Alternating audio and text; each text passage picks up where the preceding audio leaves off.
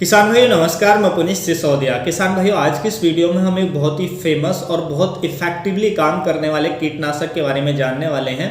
ये जो कीटनाशक है ब्रॉड स्पेक्ट्रम होता है, यानी कि बहुत सारे कीटों को एक साथ कंट्रोल करता है और बहुत ही इफेक्टिवली कंट्रोल भी करता है। तो हम जो बात कर रहे हैं सिंजेंटा कंपनी के प्रोक्लेम इंसेक्टिसाइड के बारे में बात कर रहे हैं, तो इसके बारे में हम कंप्लीट जानकारी लेंगे। इसके अंदर टेक्निकल क्या है, ये जो टेक्निकल है ऑन कौन कौन से ब्रांड में कौन कौन सी कंपनियों का मार्केट में अवेलेबल है, इसकी डोज क्या है, इसकी कीमत क्या है, कौन कौन से कीटों पर ये इफेक्टिवली काम करता है, इसका रैनफास्टनेस रेट क्या है, इसकी रेसिडुअल एक्टिविटी क्या है और इसके हमें कब स्प्रे करें कब स्प्रे ना करें, तो इसके बारे में कंप्लीट इन्फॉर्मेशन लेंगे। वीडियो अच्छा लगे लाइक कीजिएगा, अच्छा ना लगे तो आप इसे डिसलाइक भी कर सकते हैं। तो चलिए जानते हैं।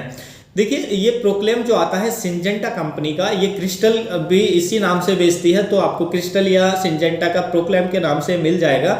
और उसके साथ साथ यदि हम इसके अंदर पहले हम टेक्निकल की बात करें, तो इसके अंदर जो हमें टेक्निकल देखने को मिलता है वो है इमामेक्टिन बेंजोएट, जो 5% एसजी फॉर्मुलेशन में देखने को मिलता है। एसजी का मतलब होता है सॉल्यूबल ग्रेनुअल्स के फॉर्म में, यानी कि दानेदार के फॉर्म में ये हमें देखने को मिलता है जो ये इंसेक्टिसाइड आता है।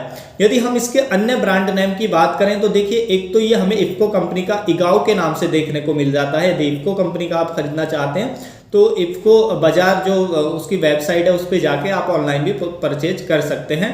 उसके साथ साथ ये धनुका कंपनी का M1 के नाम से भी हमें देखने को मिलता है, जिसमें सेम टेक्निकल होता है। तो आप इनमें से कोई भी ब्रांड परचेज कर सकते हैं। अगर इनमें से कोई भी ब्रांड आपके एरिया में अवेलेबल नहीं है तो जो भी आपकी ट्रस्टेड कंपनी है तो उसका यदि ब्रांड नेम अवेलेबल है सेम टेक्निकल के साथ, तो आप वो भी परचेज करके स्प्रे करेंगे तो आपको सेम ही रिजल्ट देखने को मिलेंगे। तो आप कंपनी कोई भी परचेज कर सकते हैं। तो देखिए, इमामेक्टिन बेंजोएट जो होता है बहुत ही अच्छा टेक्निकल है, बहुत ही अच्छे से बहुत सारे कीटों को कंट्रोल करता है। ये ब्रॉड स्पेक्ट्रम होता है, यानी कि बहुत सारे कीटों को ये बहुत ही प्रभावी कंट्रोल देता है।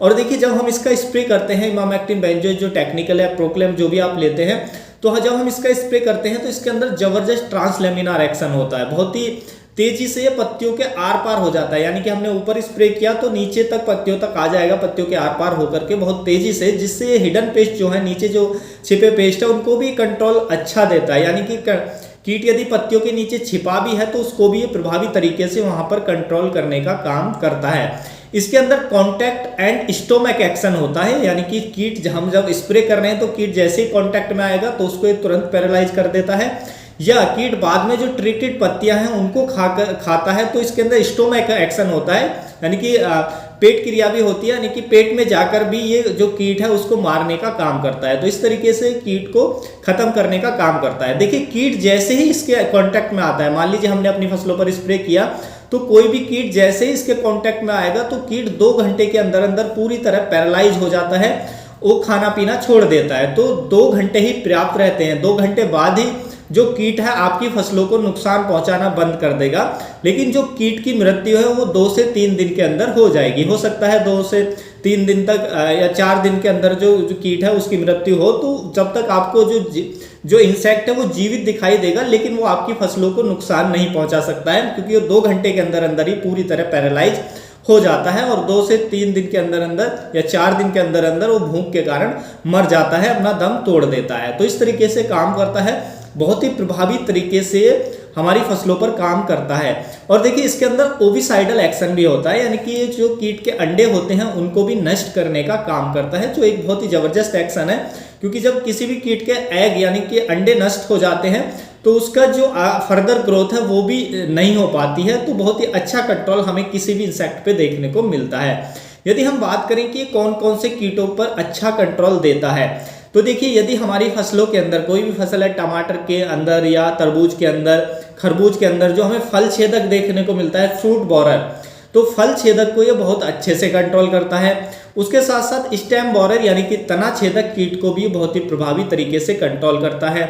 उसके साथ साथ जो लीफ माइनर की समस्या हमें टमाटर के अंदर या और भी बेल वर्गीय फसलों के अंदर जो लीफ माइनर की समस्या देखने को मिलती है, तो लीफ माइनर पर भी ये बहुत अच्छा कंट्रोल देता है, क्योंकि इसके अंदर ट्रांसलेमिनार एक्शन होता है। मैंने आपको अपनी प्रीवियस वीडियो में भी बताया है कि जिस इंसेक्टिसाइड के अंदर ट्रांसलेमिनार एक्शन होता है वो कीट पे जो हमारा लीफ माइनर कीट होता है उस पर अच्छा कंट्रोल देता है। तो क्योंकि इसके अंदर जो हमारा लीफ माइनर कीट होता है पत्तियों के अंदर छिपा होता है, बीच में दोनों परतों के बीच में छिपा होता है। तो जब हम इसका स्प्रे करते हैं तो ये पत्तियों के आर पार हो जाता है, जिससे जो लीफ माइनर कीट है उसको बहुत ही प्रभावी तरीके से कंट्रोल करता है। उसके साथ साथ ये सेमी लूपर पे बहुत अच्छा काम करता है, उसके लिए दे सकते हैं। डीबीएम यानी कि डायमंड बैक मॉथ जो इल्ली होती है, बहुत ही खतरनाक इल्ली होती है, आसानी से कंट्रोल नहीं होती है, तो ये इसको भी बहुत अच्छे से कंट्रोल करने का काम करता है, इफेक्टिवली इसको भी ये कंट्रोल करता है। बॉल वर्म जो कीट देखने को मिलता है, बॉल वर्म को भी अच्छे से कंट्रोल करता है। टबैको कैटरपिलर यानी कि तंबाकू की जो इल्ली होती है उसको भी बहुत प्रभावी तरीके से कंट्रोल करता है, या अन्य कोई भी इल्ली है उनको सभी को बहुत अच्छे से कंट्रोल करता है। बैंगन के अंदर जो सूट बोरर की समस्या है उसको भी बहुत अच्छे से कंट्रोल करने का काम करता है। रेड बीटल की जो समस्या हमें देखने को मिलती है अपनी फसलों के अंदर, जो लाल कीड़ा होता है उसको भी बहुत अच्छे से ये कंट्रोल करने का काम करता है। उसके साथ साथ देखिए थ्रिप्स पे भी काम करता है। जी हाँ, ये थ्रिप्स को भी कंट्रोल करता है आपके खेत के अंदर, और ये माइट्स को भी कंट्रोल करने में प्रभावी है। तो ये माइट्स और थ्रिप्स को भी कंट्रोल करता है। तो इस तरीके से बहुत सारे जो कीट हैं उनको बहुत प्रभावी तरीके से कंट्रोल करता है। लेकिन यहाँ पे आपको गौर करने वाली बात यह है कि जब आपकी फसलों के अंदर मान लीजिए थ्रिप्स का अटैक है, स्पेशली अब केवल माइट्स का अटैक है, तो आप इसका स्प्रे ना दें, क्योंकि ये थ्रिप्स और माइट्स पे काम तो करता है लेकिन उतना अच्छा काम नहीं करता है। स्पेशली इसको जो हमें देते हैं वो बड़े कीटों के लिए देते हैं, जो कैटरपिलर्स होते हैं या चबाने वाले कीट होते हैं, जैसे कोई इल्ली, फल छेदक, तना छेदक। तो लेकिन जब आप उसके लिए देंगे और आपकी फसलों के अंदर थोड़ा बहुत थ्रिप्स का अटैक है, माइट्स का अटैक है, तो उसको भी ये कंट्रोल करता है, उसको आगे बढ़ने से रोकता है। तो स्पेशली माइट्स और थ्रिप्स के लिए इसका स्प्रे आप कभी ना लें। हाँ, आपके में मान लीजिए थ्रिप्स और माइट्स का थोड़ा बहुत अटैक है और जो बड़े कीटों का अटैक है, तो उसके लिए आप देंगे तो उनको भी कंट्रोल करेगा। तो यहाँ पे मैं ये बताना आपको चाहता हूँ, तो बेवजह आप केवल थ्रिप्स के लिए या माइट्स के लिए ही इसका यूज ना करें। उसके लिए फिर आपको मार्केट में बहुत अच्छे टेक्निकल मिल जाते हैं, यदि थ्रिप्स का अटैक है, माइट्स का स्पेशली अटैक है आपकी फसलों के अंदर। और देखिए यदि हम इसकी डोज की बात करें तो इसकी जो डोज हमें रखनी होती है पर लीटर स्प्रे में, वो 0.5 ग्राम पर लीटर के हिसाब से हमें स्प्रे करना होता है, 0.5 ग्राम पर लीटर पानी में मिलाकर। और यदि हम 15 या 16 लीटर टैंक की बात करें तो उसमें 8 ग्राम ये दवा डाल सकते हैं। 8 ग्राम प्रति 15 या 16 लीटर के टैंक में डालकर आप स्प्रे कर सकते हैं। प्रति एकड़ की बात करें तो प्रति एकड़ आप 88 से लेकर 90 ग्राम पर एकड़ के हिसाब से इस दवा को अपने खेतों के अंदर उपयोग कर सकते हैं, तो जिससे काफ़ी अच्छे कंट्रोल आपको देखने को मिलेंगे। यदि हम इसके रेनफास्टनेस रेट की बात करें तो इसका जो रेनफास्टनेस रेट होता है 3 से 4 घंटे का होता है, यानी कि स्प्रे के बाद 3 से 4 घंटे तक बारिश नहीं होती है, तो इसके काफ़ी अच्छे रिजल्ट देखने को मिल जाते हैं। यदि हम इसकी रेसिडुअल एक्टिविटी की बात करें तो वो लगभग इसकी 10 से लेकर 12 दिनों तक की हमें देखने को मिल जाती है। लेकिन यहाँ पे ध्यान आपको ये रखना है, यदि टेम्परेचर हाई है, 35 डिग्री सेल्सियस से टेम्परेचर ऊपर जाता है, तो जो रेसिडुअल एक्टिविटी है कम देखने को मिल सकती है, क्योंकि सभी जो इंसेक्टिसाइड है जब हाई टेम्परेचर होता है तो उसमें थोड़े उनके जो रेसिडुअल एक्टिविटी है उसमें कमी आ जाती है। जैसे वो 7 दिनों तक काम करता है तो उसके 2 या 3 दिन कम हो सकते हैं। इसी तरीके से इसके साथ भी होता है कि हाई टेम्परेचर में 10-12 दिनों तक काम, जैसे नॉर्मल टेम्परेचर में 10-12 दिनों तक काम करता है, तो हाई टेम्परेचर में उससे थोड़ा कम इसका रिजल्ट, कम दिनों तक इसका रिजल्ट हमें देखने को मिलेगा।